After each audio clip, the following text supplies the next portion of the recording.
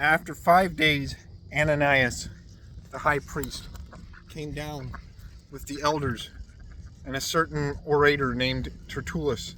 These gave evidence to the governor against Paul.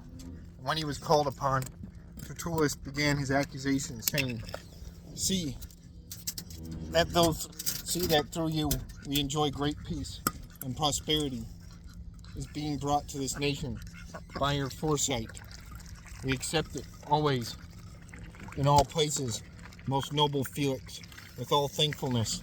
Nevertheless, not to be tedious to you any further, I beg you to hear, by your courtesy, a few words from us. For we have found this man throughout the world, and a ringleader of the sect of the Nazarenes. He even tried to profane the temple, and we seized him and wanted to judge him according to our law. But the commander Lysias came by, and with great violence took him out of our hands, commanding his accusers to come to you.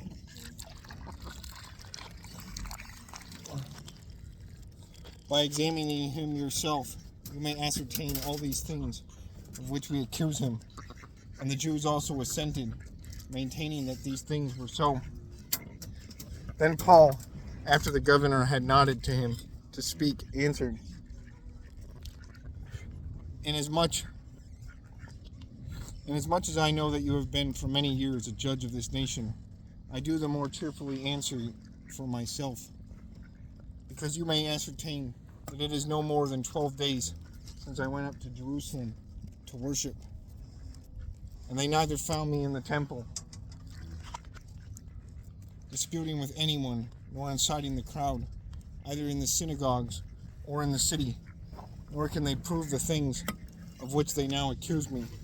But this I confess to you, that according to the way which they call a sect, so I worship the God of my fathers, believing all things which are written in the law and in the prophets. I have hope in God, which they themselves also accept, that there will be a resurrection of the dead, both of the just and the unjust. This being so, I myself always strive to have a conscience without offense toward God and men. And after many years, I came to bring alms and offerings to my nation, in the midst of which some Jews from Asia found me purified in the temple, neither with a mob nor with tumult.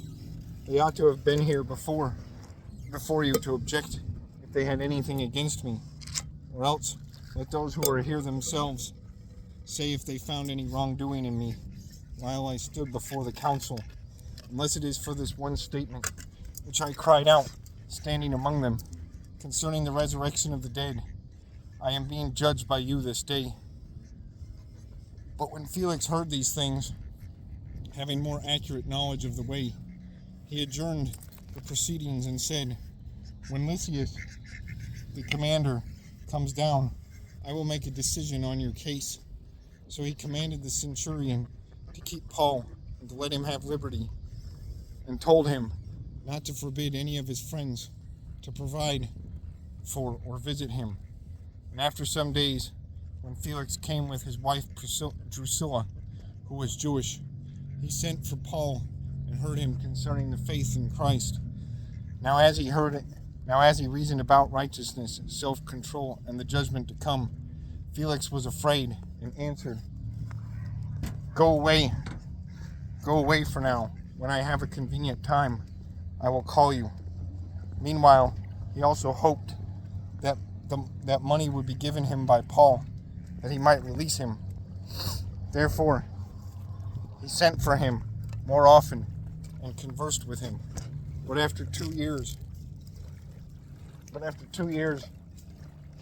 Porcius Festus succeeded Felix, and Felix, wanting to do the Jews a favor, left Paul bound